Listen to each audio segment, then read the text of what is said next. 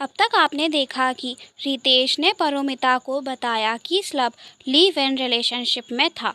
अब आगे रितेश का यह रैश उद्घाटन परोमिता पर बिजली बन के गिरा था। स्लब लिव इन रिलेशनशिप में था और यह बात छिपाते हुए उससे सच्चे प्यार के दावे कर रहा था। फ्रॉड सेमले सोचकर परोमिता गुस्से से उबलने लगी।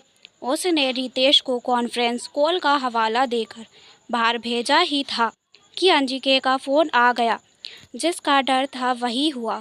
स्लब का बड़ा भाई कंपनी पर हैरेसमेंट का केस करने जा रहा था। उसने आईटी ट्रेड यूनियन में शिकायत भी दर्ज करा दी। अगर कंपनी के खिलाफ कुछ भी कार्रवाई हुई तो कह देता हूँ, सारी जिम्मेदारी तुम्हारी ही होगी। उसकी इमीडिएट बॉस तुम थी।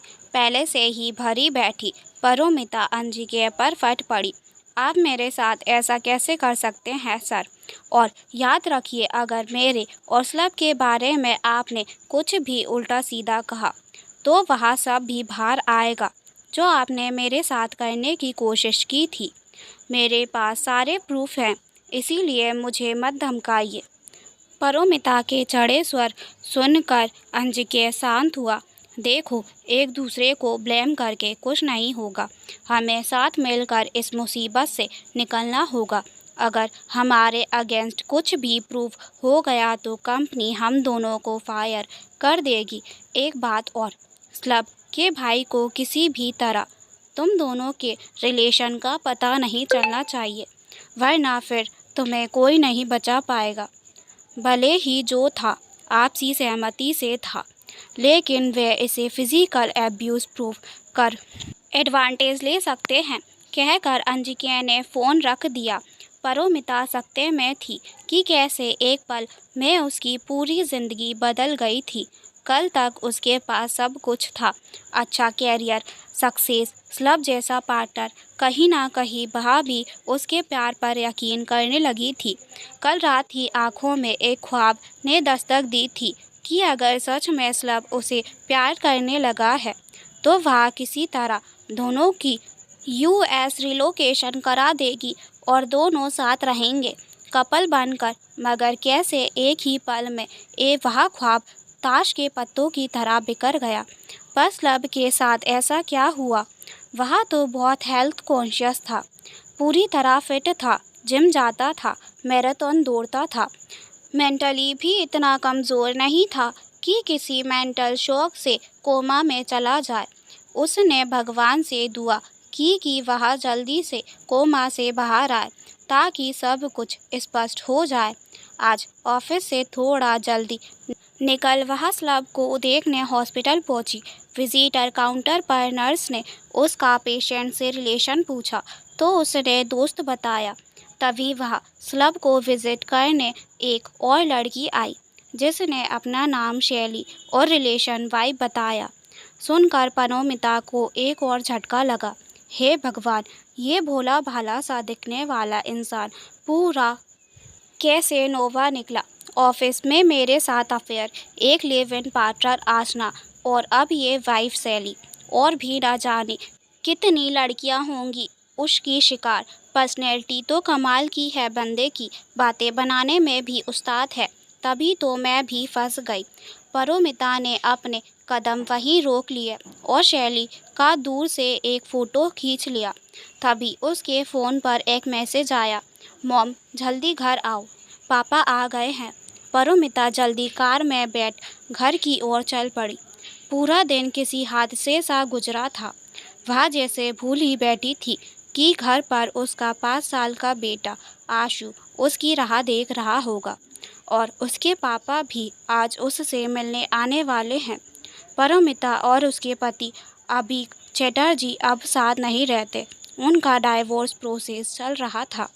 परोमिता की मम्मी उसके साथ रहती थी, जो उसके घर का और आशु का पूरा ख्याल रखती थी। वही तो थी परोमिता की बैकबोन, उसका सपोर्ट सिस्टम, जिन्होंने उसे किसी भी मुश्किल में कभी अकेला नहीं छोड़ा था। आबिक बेहद गुस्से में था। परोमिता के आते ही उसकी मम्मी दोनों के लिए चाय ले आई और आशु को अपने साथ अंदर ले गई। उनके जाते ही आबिक उसे मोबाइल पर एक फ़ोटो दिखाते हुए बरसने लगा। ये सब क्या चल रहा है? अपना नहीं तो आशु का तो कुछ ख्याल रखा होता। यह भी नहीं सोचा कि तुम्हारी बदचलनी के कारण उसे सोसाइटी में, स्कूल में बुलिंग का सामना करना पड़ सकता है। पारोमिता सोशल मीडिया पर वायरल हो रहे उस फोटो को देखकर हिल गई। उसमें स्लब और वह आलिंगनवाद होकर किस कर रहे थे। कैप्शन लिखा था, कहीं इस यंग आईटीएन के कोमा में जाने की वजह बॉस द्वारा दिया गया यह अनएक्सपेक्टेड बोनस तो नहीं। उस पर लोगों के भद्दे कमेंट्स की बाढ़ थी। काश ऐसा बोनस हमें भी नसीब हो, फिर कोमा में तो क्या जहन्नुम में मंजूर है। पारोमिता के आंसू छलक पड़े क्योंकि सिर्फ वह जानती थी कि यह फ़ोटो सच्ची नहीं है। किसी ने उन्हें बदनाम करने के लिए मॉर्फिंग कर बनाई है, जिसमें कोई कंप्यूटर एक्सपर्ट एनिमेशन के ज़रिए किसी पिक्चर को आसानी से बदल सकते हैं। मगर उसने आबिक को कोई सफाई नहीं दी। देती भी क्यों, रिश्ता ही क्या बचा था उससे। वह तो खुद उसे अपने प्रमोशन के लिए बॉस को ऑफर करना चाह रहा था। इसी बात पर तो दोनों में इतनी तकरार हुई थी कि पारोमिता बेटे को लेकर अलग रहने लगी थी। बल्कि आबिक तो आज भी इसी कोशिश में था कि किसी तरह पारोमिता को बदचलन प्रूफ कर सके ताकि उसे डाइवोर्स एलिमनी ना देनी पड़े। आबिक वहाँ से बड़बड़ा कर चला गया और पारोमिता अपने कमरे में जाकर दिन भर गुजरी घटनाओं को किसी फिल्म सी देखती रही।